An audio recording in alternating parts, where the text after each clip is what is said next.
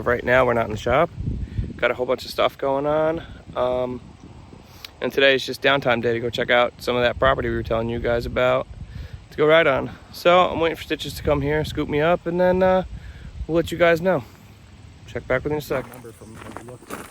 All right, so this is part of the property. This is where we're gonna park the trailer, it looks like. It is posted property, but like I said, we are permitted. We have permission from the landowners to come check this out. It's 40 acres, not a square. It's very triangular. For privacy purposes, we're not going to put up the location of it or the tax maps or anything like that. You know. Yeah, but it is posted. It looks like at some point there was a wheeler trail coming in here, but I do know the family. This is pretty recent. Somebody was up in here. I do know the family, and the family said that we're permitted to be back here. We can ride, we can whatever. They said it's all tore up and there's a lot of swampland, but this isn't bad. I mean, we'll have to come through here with the wheelers and clear the trail, but that's no big deal. Oh yeah. Yeah, nobody's been back here in a while. You could see everything's, you know, fresh leaf and foliage. Nothing's tore up, nothing's turned up.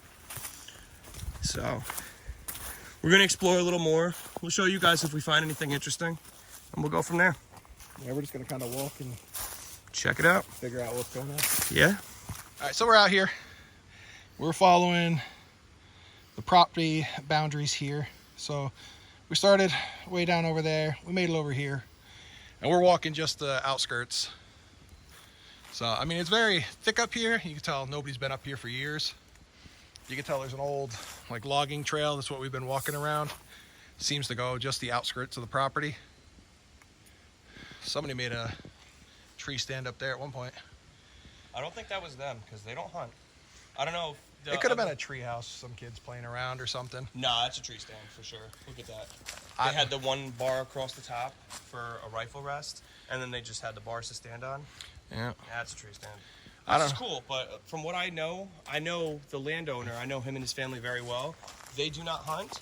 They actually are very into the ATVs, four-wheelers, dirt bikes, three-wheelers, stuff like that, just as much as we are. And they were going to come through and clean it up, but they've just been very busy as well. But I know the other landowner was going through, and he was cutting down trees and he was logging here, but they said he hasn't been back here in quite a long time. So, I mean, you could tell nothing's disturbed. It hasn't been disturbed in years. So we're just getting a feel for the land here. You could tell maybe somebody's come back here a couple times on a four-wheeler or dirt bike or something. But nothing's really, I mean, you can look, nothing's really disturbed. So we're going to keep walking and keep checking this out. I mean, so far, it looks nice and promising. Couple nice rocks that could get shiny. We'll have to be mindful of that when we're actually ripping through here making trails. Oh, yeah. But this looks like this might be a nice little home base for testing out machines and just getting little rips out of our system here. So we got a posted sign over there. So I'm going to guess that's the property limits right there. Yeah, we'll take a look. On that side. I'll walk over there off camera and see if yeah, we don't want to put any names out there. But you can tell this is the old trail that they would come up. You know, I'm betting where we pulled in, when we first started driving, This is the property limits, because this guy is a different family name. Yeah. So that probably goes this way yet. At least that one's posted, so that's good. Yep. And I like, these are all very old school, these posted signs. They still have the family names on them and the proper addresses and what have you. Whereas like nowadays, you'll see just posted with no name, no information. We've been walking back here we've probably been in here for like 15, 20 minutes already. And we're just walking on foot, so it is promising. I mean, this is definitely something where you can get some full throttle rips in here. I mean, we're only walking the logging trail, really. We haven't we really didn't touched any of the thick brush. Yeah, we haven't gone across the middle, but that would be more for when we have an ATV to go through and actually clean stuff up. We were thinking about bringing a buggy or two back here as well. You know, it looks like the green machine you guys have seen previously. It looks like the green machine would have no problem making it back here. Maybe not the small buggies, but the green machine, maybe some other toys that we have. We'll figure it out. Yeah, pretty much. I think the Arctic Flat would have a good time back here too. Oh, I'm sure. Any of them, really. Sweet. So we're gonna walk around some more and we'll check back with you guys. All right, so going through, we found a tree stand up here. Looks like it's not that old, couple years. From what Stitches says, it's very stout. I mean, it's very sturdy. It's all pressure treated.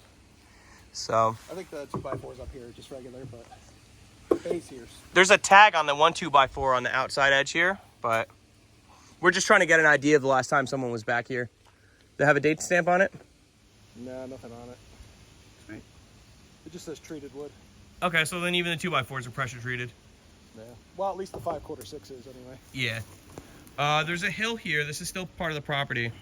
But we were going to check the hill to see if we could come up with something that's at least a little bit more than novice riding. Because most of what we've seen is like flat riding, which is cool. You know, we can put some turns in it and stuff like that, make some obstacles. But we're looking to see what these elevation changes are. Oh, excuse me. And we still have a little bit of a ways to go down the hill here. So we're going to keep checking it out. And if we see something else, we'll let you guys know. Whew. You all right? Too fat to be climbing like that. You want a deer, though.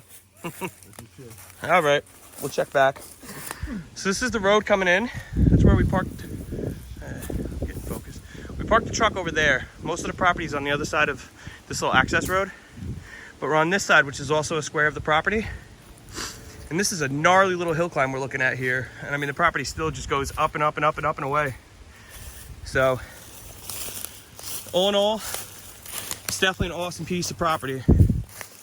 And I think we can make some nice trails out of this. So we're gonna rally the troops here soon. Come through here, start cleaning everything up, seeing what we can do about making some trails for some riding. Cool. What do you think, Stitches? Ought to be interesting. And here's the access road right here.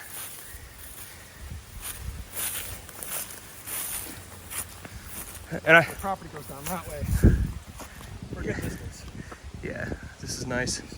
Especially if we come through and we clear it out here so we can fit multiple trailers. Sweet. All right, cool.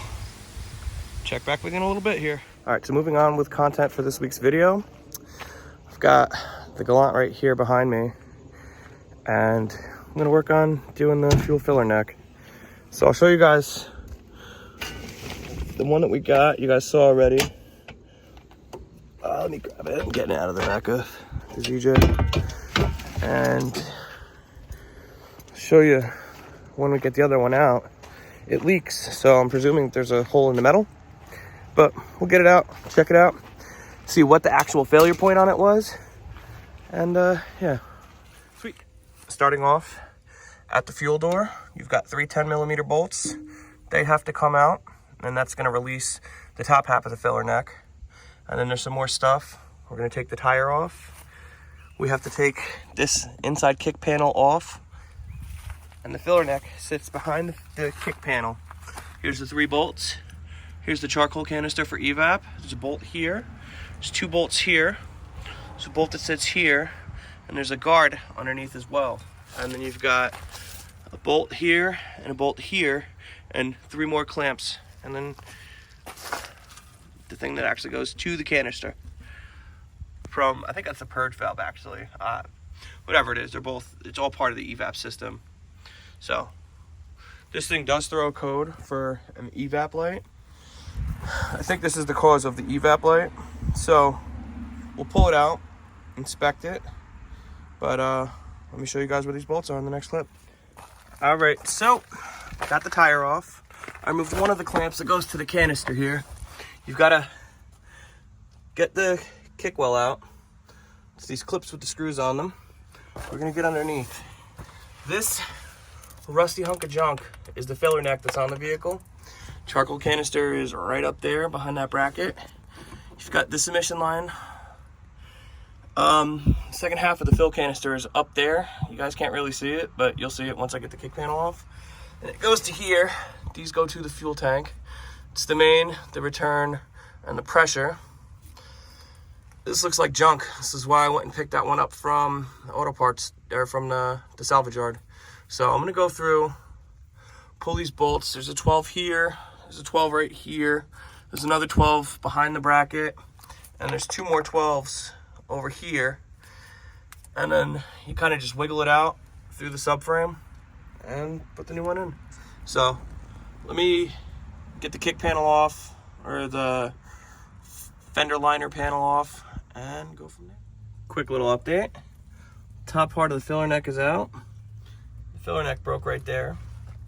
This part of the filler neck is shot. It's really not supposed to look like that, so get it to focus. Yeah, that's cooked. So we're gonna keep getting this out. Breaking bolts. Keep breaking bolts. It's rusty and nasty in here, but we just got those 2 lines or 3 lines back there to come off, and then we'll evaluate and see what we can do. Yeah, I think this is definitely the evap leak here. Cool. Dig into it a little more. All right, so old one's out. Got the new one in. I did it off camera. I did find a difference between the 2 filler necks. I'll show you the new one underneath here. So the new one, you can obviously see, is substantially less rusty. But as you can see there, I capped off one of the evap lines because the filler neck that I got from the junkyard is federal emissions, and the one that this vehicle is equipped with California emissions. So there's a second vent tube that comes from the tank, and it goes up to the side of the filler neck right here, which the other filler neck did not have. So we're gonna leave it like that, capped off, see if it leaks.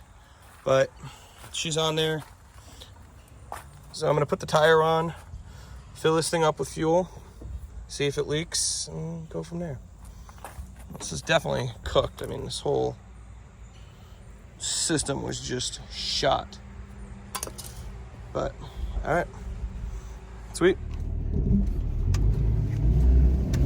All right, so for a recap of this week's video, we went to that property, checked it out, showed you guys some of the cool highlights of it, and then afterwards, you guys saw a clip of me working on the Galant and changing the fuel filler neck. Unfortunately, when I went and put fuel in the Galant, it was still leaking a little bit from where the that additional evap hose was coming out. On the gas tank, the nipple was leaking, and it ended up breaking off when I went and inspected it. So I actually went to the store and I picked up some the JB Weld tank sealant stuff, the putty, and I just put it over where the nipple was because it was busted off. But got it fixed, got it taken care of. Hopefully it's all done and it doesn't leak. I'm still waiting for it to finish setting up and curing, so I'll know later on tonight. But this video is going to be in production before I know whether or not it's leaking. Should be fine though, I'm pretty sure. You know, I got a nice healthy amount of it on there and what have you. But you guys saw how the filler neck comes out. I put the new one in. Unfortunately, one was California emissions, the other was federal emissions, so I don't know if it's gonna continue to have the check engine light for the evap. I don't think so. I don't think there's an additional purge solenoid in it, or a pressure sensor or anything like that. But only time will tell. So basically, we'll go from there with that once we get a better look at it. If you guys like this kind of content, like, share, subscribe, hit the notification bell to stay up to date, to see what the heck we're working on. Something different every day. I'll tell you what. Find us on Instagram at rusted_nut_repair. And see you next time.